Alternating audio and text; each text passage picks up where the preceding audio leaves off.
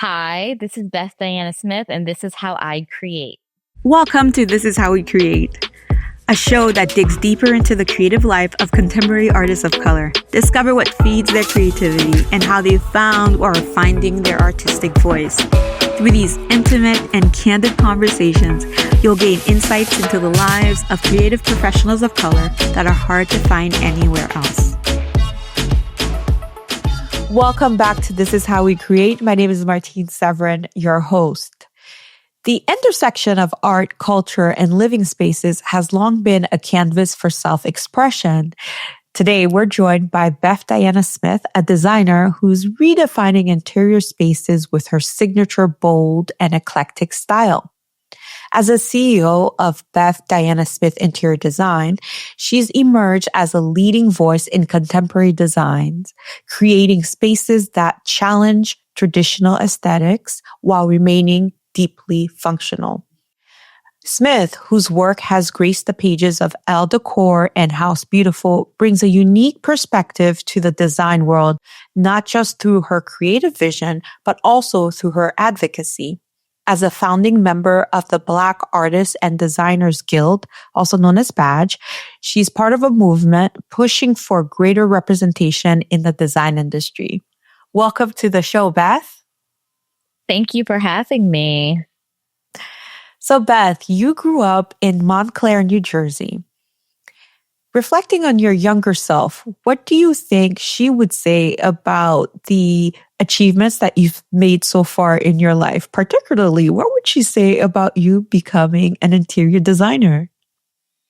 She would probably say this was an unexpected development and definitely not the plan. I always wanted to be an accountant when I grew up. I knew that in elementary school. So to be no longer an accountant and on a creative path was something that I still to this day am very surprised by. Like even as a 44-year-old woman, I'm still surprised that I made such a shift because creativity was not something that I sought after. It was nothing that I ever did. It's very unexpected. How were you exposed to the arts when you were growing up? Oh my God. I would say I wasn't heavily exposed to the arts growing up. I would say traditionally, like through school, I went to all public schools growing up. You know, you go on field trips, you get introduced to different types of things through your friends and not just like, the crazy things that kids do. But when you go to like people's homes, you get to see like how they live, how their parents live, what kind of art that they have, all those sorts of things. So it wasn't something that I ever really sought after, just wasn't part of my personality, wasn't something that I actively looked to do. At that time, your great love was numbers, right? And you knew from a very young age that you wanted to be an accountant. Can you tell us the story of when you first realized this? Oh man, I want to say maybe second or third grade. And then a friend that I grew up with, when you're at your like fifth grade graduation, they asked us what we wanted to be when we grew up. And apparently I said that I wanted to be an accountant. And I don't necessarily, what is an elementary school kid, right? Someone who's like not even 10 yet, right? How did I even know what an accountant was? Like, I don't even remember how or what that even became a thing, but it seemed like it made sense because of my personality type. I wasn't the type of kid that like colored in their coloring book. I was the type of kid that organized their toy box. Like I was a very specific type of child. So it made sense. And as I got older, like high school, and I was like, oh, there were points where I was like, maybe I'll be a lawyer because, I like to solve the case. But I always ended up going back to accountant just because I liked structure and I just loved numbers. So you know your way around a P&L statement. I do. And I do love an Excel spreadsheet. And I mean, now, honestly, you're spending probably a lot of your time in an Excel spreadsheet because you're managing budgets, your clients' budgets.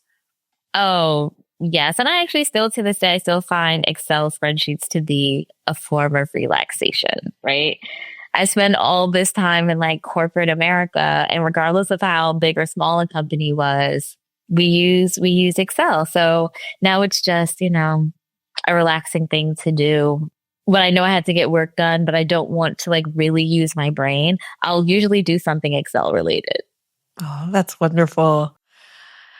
So I'm going to skip ahead to, or at least do a short version of you deciding that accounting wasn't for you and how you left corporate and slowly started going to school to learn interior design. And then we're going to zip into how you set up your business and how you're now living as an interior designer. And the reason for that, Beth, we try as much as possible to give listeners something different about our guests. And you have, anyone going on your website will be wowed first and distracted by your beautiful work. But then they're going to see how much press that you've gotten over the years. And if anybody wants to dig deep into that transition, they can go find that out. So can you tell me about when you decided that you were going to take night classes in interior design? So I officially launched my business in October of 2009. And it was supposed to only be a fun side hustle, something that wasn't corporate related, something that I would enjoy. But within that first year, going back to that, accountants are technical people, to that technical personality that I have, I was like, if you really want to do this, you want to do it right, maybe go to school for it.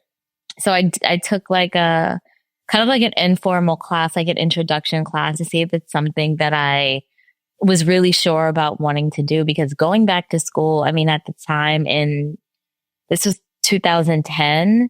I'm 30. I'm very happy in my career. Going back to school was not something that I wanted to do. It just felt like not one of my best ideas.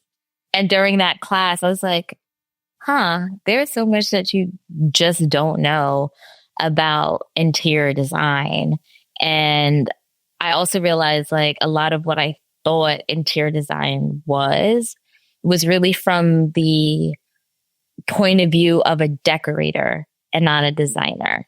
And once I had that aha moment during that intro class, I was like, well, you're going back to school, so you better figure it out. So it was nights and weekends going to school in New York. I also worked in New York, but I lived in New Jersey. So it was a heavy load for those years that I was doing both. Oh, I feel you. I got my master's degree while working full time. Oh my gosh. It's rough.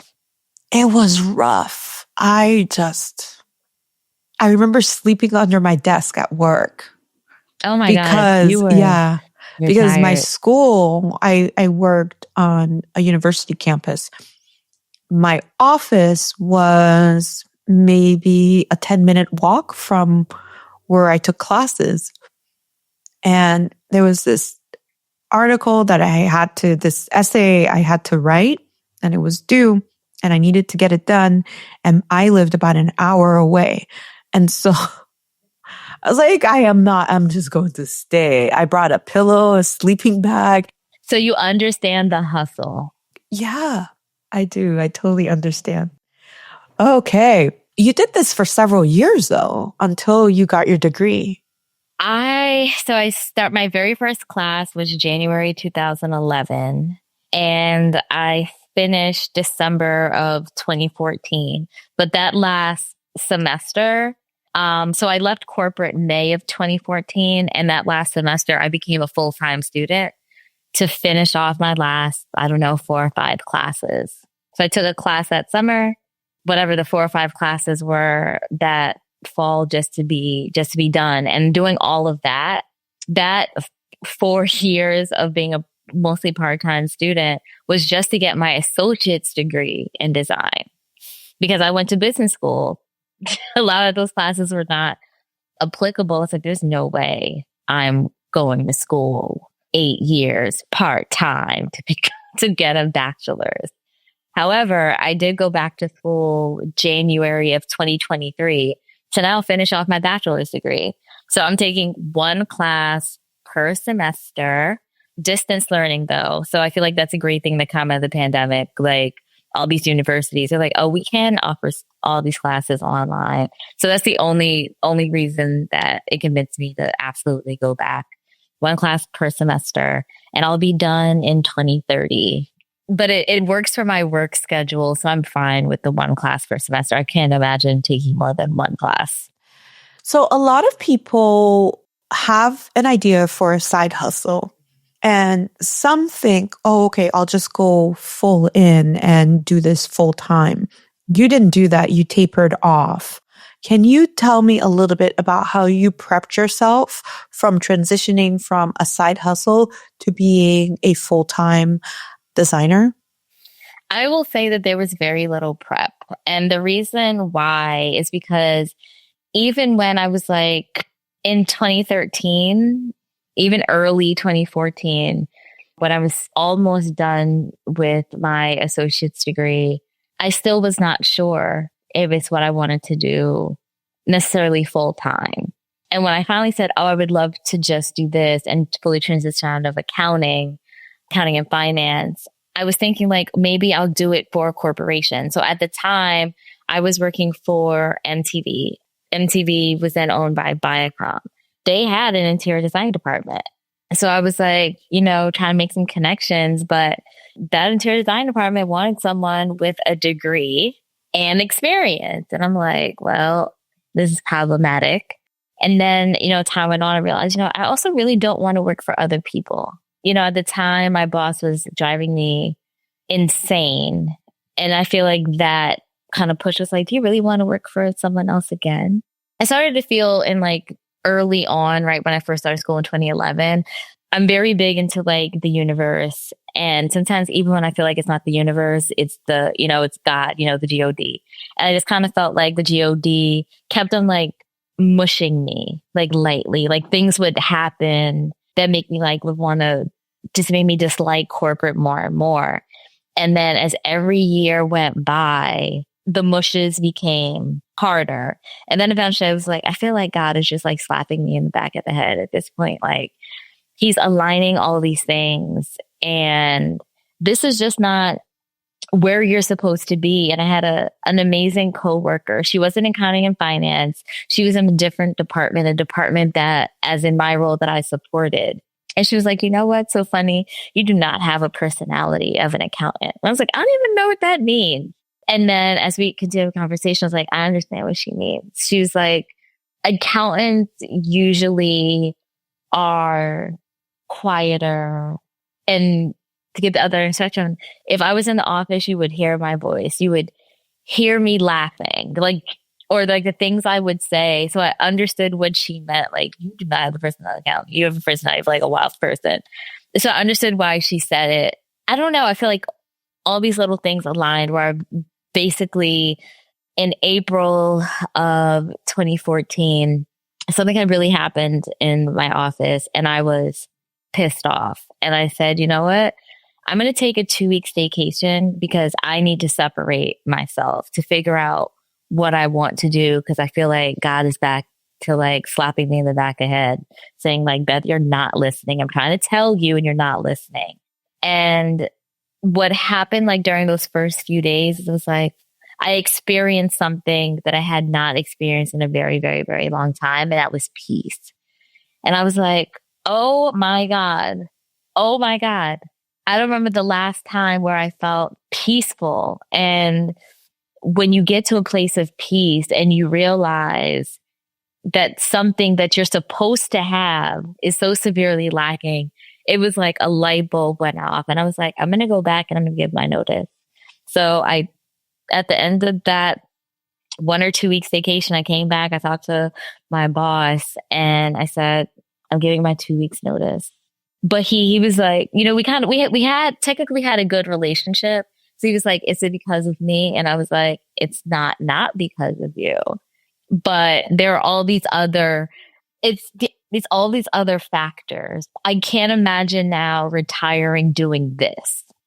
And I can't imagine staying here for like these amount of years because like the basics I'm lacking, the basics being peace, the basics being like having a work-life balance. I really wasn't having because I worked very long hours, whether I was in school or not. It was still very stressful. I was still managing a department. It was a different feeling. And I was like, I'm not going to get that here. Like, God, I'm listening. All right, I get it. You mush me. You're slapping me. You're aligning all these things. I get it. I'm bowing out gracefully. So just gave my notice. What happened next after you gave notice? I realized that a few people were pissed off. It was budget season. And I was like, not my problem. And I'll say this, you realize when just in general in life, when you separate yourself from people and situations, that's when they decide to do right. Too late. It's like a bad boyfriend. Didn't I tell you to stop cheating on me? And now I'm leaving. It was the same thing. And I was like, well, I got to put forth a plan. And that plan was basically what class you're going to take this summer, because now your goal is to finish school and you want to hurry up and finish school so you can just focus on managing your business full time. So that summer, I even named it. I can't even remember what nickname I gave that summer to my friends. And all I did was come into New York for that one class. I think that twice a week, and all the other days of the week, I had breakfast with friends. I had brunch with friends. I had lunch with friends. I had dinner with friends. I just had an amazing summer. Like, it was the summer of Beth. And it was great because it helped reset me from how I was feeling from corporate. And then I just prepared and then this fall, you're going to be a full-time student. And that's all you're going to do. You're going to focus on having an amazing GPA, because that's how I was taking school seriously, and then start to put the things in place for you to be ready to promote your business to the world come January 2015, once you're done with school. And I was like, everything was already set up. Like, the business structure was there. All that had gotten done in 2009, right? So the structure was there. Now it was like, but now you have to reevaluate it for the sake of doing it full time, like being able to sustain yourself. And things changed so heavily. And I had stopped taking clients and no new clients after I started school because I couldn't do my full time demanding job, take 1 or 2 classes per semester. By the time the weekends came, I was just like, you have no time because you need to either go to school or do homework for school. There was no time to do anything else. Mm. It sounds like you put all of the hard work that you were doing at work, you just kind of transferred buckets. You just transferred it to finishing your degree. So once you finish your degree, now tell me about how you went about getting clients and revving up the business. So that fall, it was actually Sheila Bridges referred my first client post-school. And it was a bachelor who lived in New Jersey.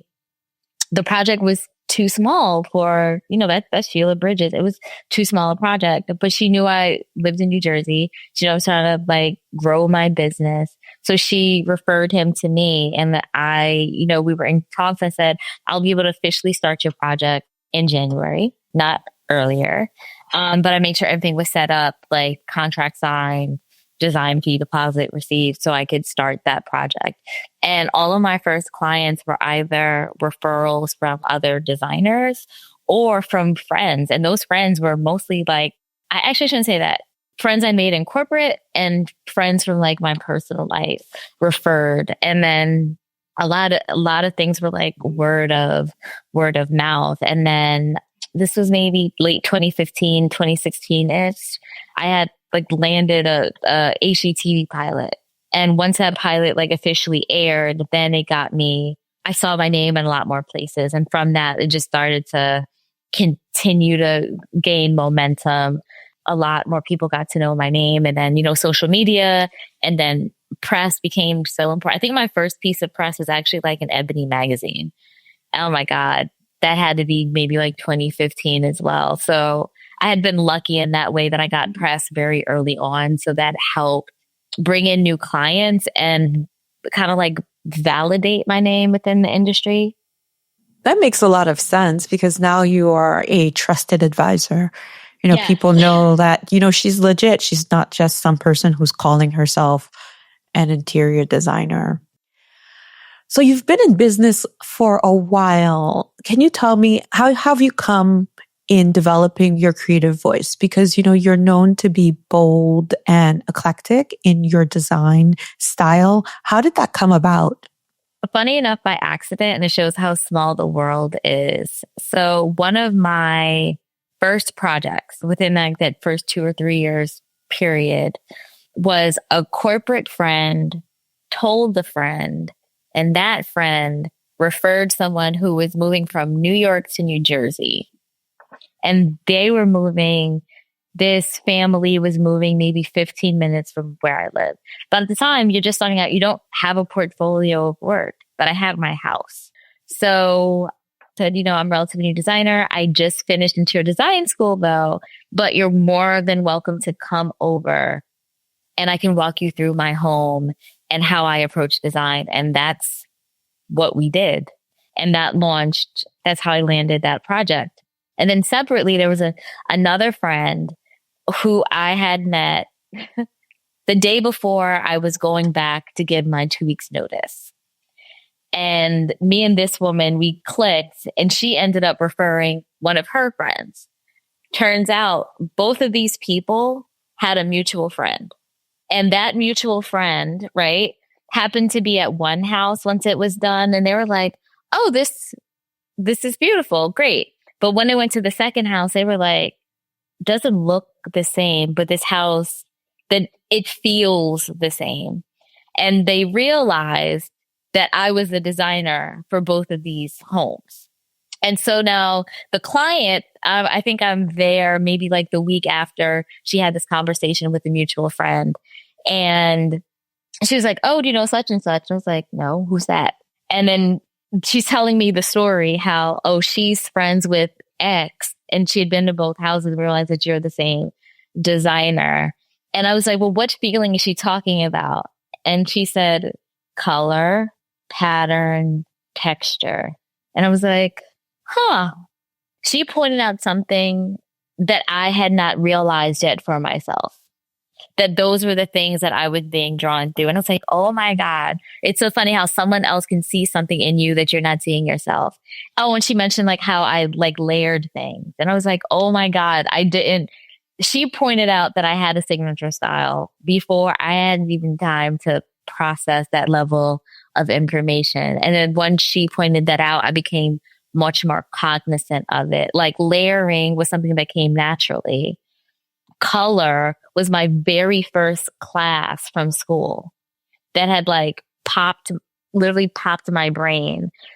And it gave me a very significant love for color early. And like the pattern and texture was just, I'm a maximalist. So I want all the things. I want the pattern. I want the texture. School taught me more of how you accomplish pulling all those things together and experience. So I also got to experiment, and I used my home at the time. I was so glad I owned my home because my home became my laboratory. And that's how we go back to test things out. Like, that looks great. This was the formula. Oh, you did this other thing. Oh, that does not look good. That is not a formula. This is what you need to avoid, but also understanding why I had to avoid it. So it was a lot of testing things out. But that mutual friend, she brought it full circle. Even I don't even know if this woman even knows that. I actually have to somehow like track her down and say like, your comment and you seeing both houses is actually that was a large turning point for me. How long did it take you to understand what that formula should be? I want to say probably a few years, because I had the experimentation phase was happening while I was still in school, like playing in my own house. And I would say kind of like solidifying that and putting those pieces together was probably those 2 to 3 years after I was done with school. And I still continue, like even to this day, I still experiment. I feel like I'd like to constantly learn. There are probably a trillion formulas for design, and there are a trillion things out there. I'm never going to know them all. And especially as like technology inserts itself into the process, I'll have to continue to learn and evolve with things. I feel like it's always going to be a continuous process for me. I've had several designers, interior designers on the show, and we always talk about clients and how the fact that you are entering into a space where the job is about collaboration. It's the client gives you a brief, you come up with the vision, and then it has to be executed. Can you talk to me about when a client gives you a brief or you're walking through a space, how does the design come to you? So before I even talk to a client, they have to fill out a questionnaire. And that questionnaire covers the basics, like what's your address, what's your name, but it also asks them questions about when's your birthday, for those of us that believe in astrology, what's your career, because what you do says a lot about who you are. And then it asks about what you like. When you're buying for your own home, where you buy from? What colors do you love? What colors do you hate? A lot of the questions are a bit psychological, because if a person says, like, they answer the question and they say they hate blue, I'm like, but why do you hate blue? And I always use the example, I hate floral. I hate it. And I know why I hate floral, because growing up, my mother had this big brown floral sofa. And because of that, it's always gave me a distaste for floral.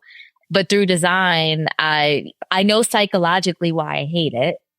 So the same way I had to check myself, I had to do the same thing with the client. Like, is it, what happened in your childhood that made you, hate blue?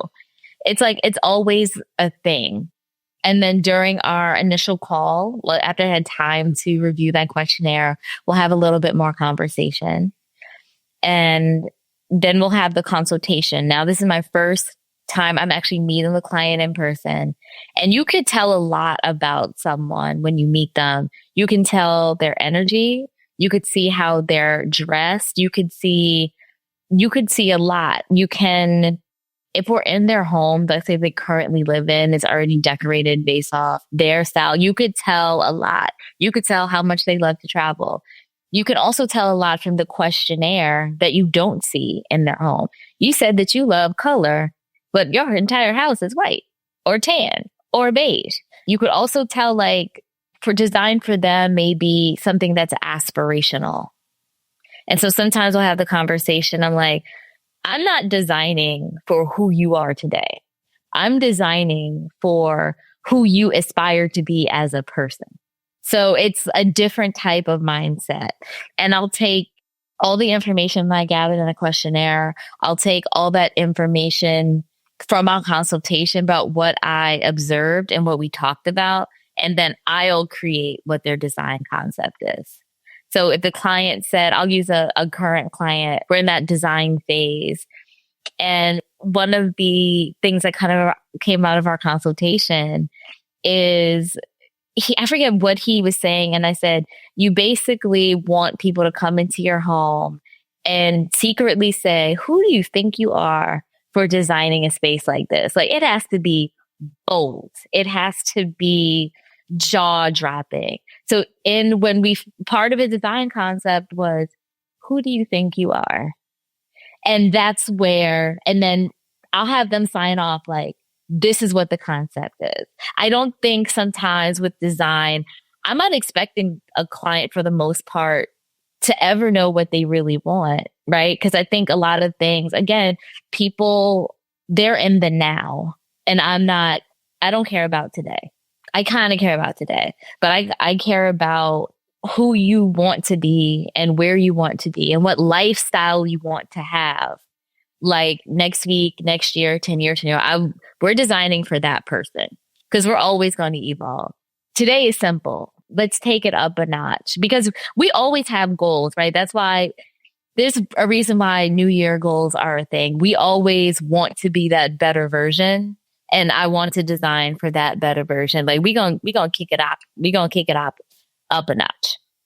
Since you are designing for the future and designing for the future person that they want to be, have you seen any instances where they kind of end up manifesting that future because they live in it? I think it's always a bit of a mix, because when it comes to like a functional aspect, right? We have the function and we have the form of design. I have to consider the function of today and the function of tomorrow. And I mean that, like, let's say if a client tells me we're trying to get pregnant, right? Oh, so functionally, I need to design for the single you, right? With no kids, but I also have to be like, oh, we have to keep kids in mind. We're not going to put anything like hard to clean or easy to break in certain rooms, right? But I think there was a client I had. This was maybe 2018-ish. And when we were in his presentation, he said, I can't believe I'm going to live here. And it was like that type of excitement that we're trying to provoke. And it just shows that lifestyle shift. Like people feel better. You feel like you're making progress. And I don't know if I've ever had anyone come back to me and said, because of this design, it does this. It's always been about like, oh my God, I can't believe I'm going to live here. But now I have to go back and ask some clients, how has the design transformed your life? Do you feel like we fit the vision for the future you? I have to interview them now. I think that would be really wonderful. And in addition to the fact that you're a soothsayer, but through design. Oh, yeah. Oh, that's wonderful. Well, you've been through such an amazing journey. And I'm wondering, as you reflect on what you wanted for your business and what it now is, what were some of the things that you couldn't have foreseen in terms of how you were able to build out the business and be in the business, and how people interact with you that you couldn't have foreseen when you were baby Beth designer? I want to say it was a bit of a mix. My mom got sick when I was in college, and that like uprooted my home life. And because that 2, maybe 3-year period of like my home life being uprooted and technically not having like a real home. When I say real home, like a home with like your parents and things are like solid foundation, it made me appreciate home in a whole different way. It made me realize like home is supposed to be your oasis away from the rest of the world. You're supposed to walk in that front door and feel like you're safe. And now I approach design like very thoughtfully, how someone is going to feel when they go through their front door. Is there a back door? How's that going to feel? Like how I view line of sight, like when they walk through that front door, what do I want them to see directly in front of them versus what do I want for them to grab their attention that is across the house if it's open concept. I feel like there was always like a thing. There's so many things that you just can't foresee, but it's when you have experience that you now know what works and why, and what doesn't work and why it doesn't work. And within what works, you now know how to innovate, because then you see a lot more freedom. That's so interesting. So you spent quite a bit of years working in corporate. Can you tell me about how those skills, working at MTV and in corporate, how were you able to set up your business using some of the skills that you used from when you were working in corporate? I would say it taught me the importance of setting up a process and setting up a structure.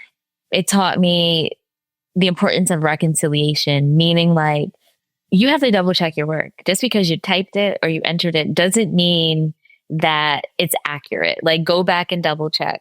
Read the email again before you hit send.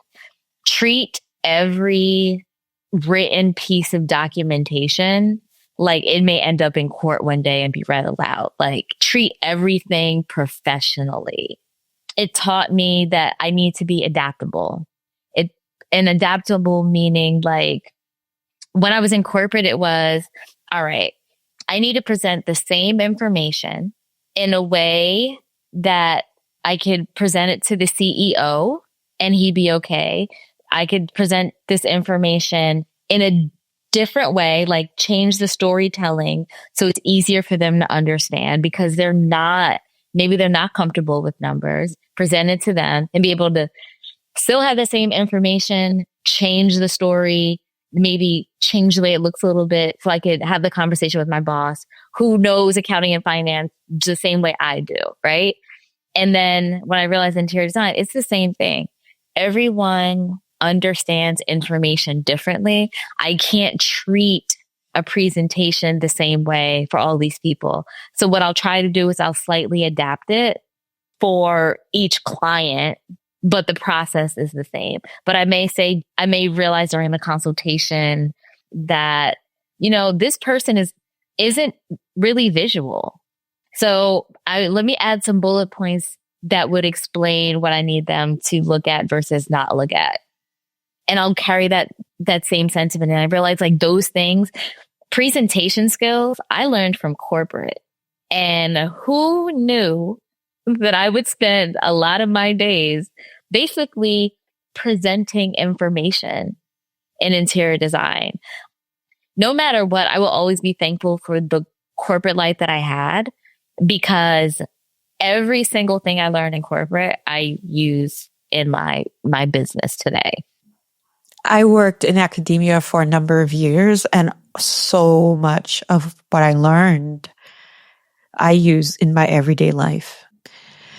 So how do you ensure that you collaborate, employ people who have your same level of ethic in terms of work ethic as well as attention to detail? Because I know that, for example, if you probably work with someone who was okay with like half of the nail polish bottles being turned the other way, it would bother you. So how do you make sure that you are hiring people as well as collaborating with tradespeople that have your same level of attention to detail, I suppose? I feel like I have to manage it two separate ways because what I realize is I can't expect everyone to have the same level of detail that I have. That 1.25 inches that I mentioned, that was on the ceiling and the ceiling was about 16 feet up, right? For most people, who would notice that? And I don't expect everyone to see that. I don't even fully understand how I even see it, right? So I don't expect other people to see it, but I expect people to care enough about their work that they'll double check things, that they'll care enough to do their due diligence, that they'll care enough about how something is built to want to do it right. I hope that, I try not to work with people who are lazy, but technically there are a lot of people that care about what they do and care about the output of their work. And there are a lot of people that don't. So if I see that someone does it, that means I just never work with that person again. So sometimes it takes a lot of trial and error. And when you realize that someone really cares about their work, but won't see a random thing on a 16-foot ceiling, as long as they say, Beth, can you just double check it? We're all good. Like, let's make sure that we are all in alignment. So he knew, I think it's okay. The client thinks it's okay, but we don't have your eye. Before we do anything else, can you come and check? Oh, you're off 1.25 inches. That's fine. As long as you care about your work, I feel like that's the most important thing. That you take pride in your work. That should probably be the better term. That you take pride in your work. Beth, thank you so much for coming on the show. It has been so lovely to chat with you, and I've learned a lot. And I'm so excited for everyone to listen to this episode. Oh, thank you. Thank you. It was such a pleasure. Hi there. I have a quick favor to ask you before you go. If you're loving the show, would you mind taking a quick second to leave us a 5-star review on your favorite go-to podcast app? Here's the thing. Those reviews are like magic fairy dust. They help other creatives of color discover our show and tap into their own artistic superpowers. While you're at it, why not subscribe to our Substack newsletter, Creative Matters? Creative Matters is like a weekly dose of inspiration delivered straight to your inbox. You can find the link to subscribe in the show notes. All right, that's all that I have for you today. I can't wait to see you on the next episode. Bye.